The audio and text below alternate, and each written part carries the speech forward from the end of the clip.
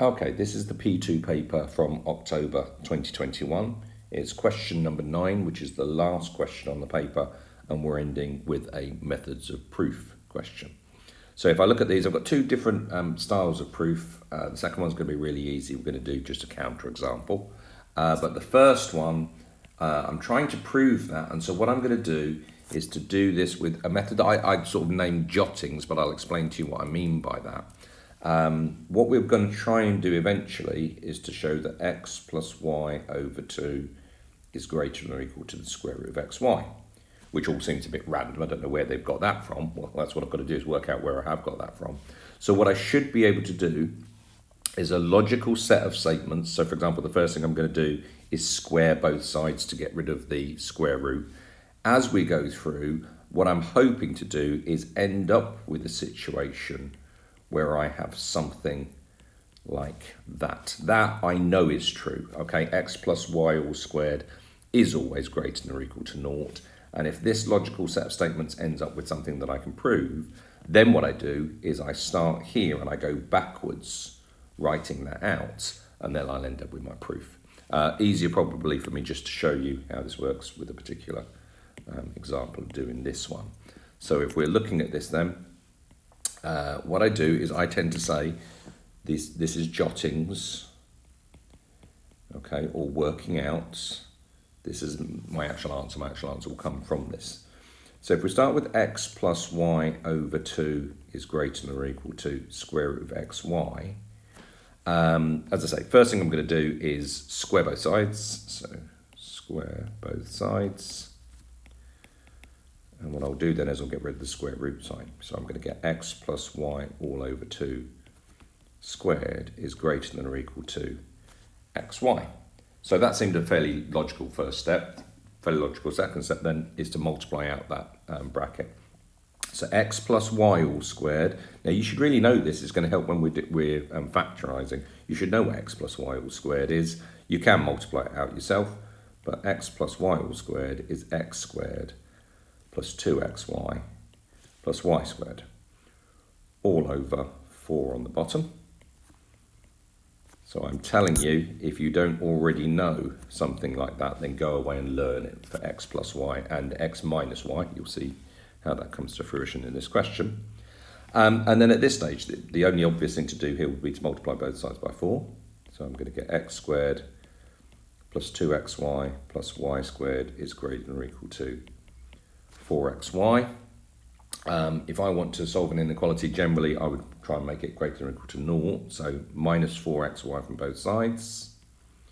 I'm going to x squared minus 2xy plus y squared is greater or equal to 0 there. And then this is what I was saying just a minute ago. You now need to recognise this. This is x, this is x minus y all squared here is greater or equal to 0. And I know that's true. That's definitely true.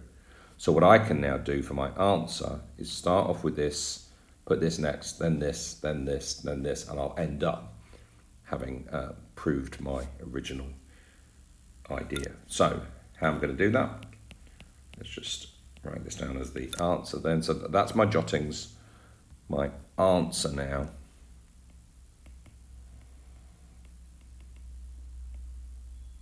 is to say, part A, we know x minus y squared is greater than or equal to 0. So x squared minus 2xy plus y squared is greater than or equal to 0. Add 4xy onto both sides. Might just say that here to both sides. I don't think you really need this. It's me just going over the top a little bit here, but that's x squared plus 2xy plus y squared greater than or equal to 4xy. Divide both sides by 4. So x squared plus 2xy plus y squared all over 4 is greater than or equal to xy. And then to say, factorise that top part, that's x plus y all squared over 4 is greater than or equal to xy. And then to square root both sides, square root both sides. So I get the square root of x plus y squared over 4 is greater or equal to the square root of xy, and then obviously get rid of the square root on the left hand side. That's x plus y. I don't know what's happening with my handwriting here. X plus y over 2 is greater than or equal to the square root of xy, which is what we were trying to prove in the first place. I'm going to leave that like that, it looks messy. Y squared. Okay, so this is my actual answer here. Then we started off obviously with a known fact, which was that, just multiplied it all out and tidied it up, and it ended up with the thing that we were trying to prove. So, yep, that's the way to do part A. Part B then says, prove by counterexample that this inequality does not hold when x and y are both negative. Yeah, we would have problems here at this stage. If you're square rooting, you can get positives and negatives coming out there, can't you? So we just need to be careful with that. But in terms of actually proving the counterexample, just to choose two negative values where this is going to work out. You might need to have a little bit of a play around with it. I've already done it. So if I choose that x is equal to -8 and y is equal to -2, I'm then going to get x plus y over 2 is equal to -8 minus 2 over 2 is -10 over 2 is -5. And if I get the square root of xy, I'm going to get the square root of -8 times -2, which is the square root of 16, which is equal to plus or minus 4. That then in that situation, x plus y over 2 less than or equal to square root of xy, which is the opposite of what we've got there.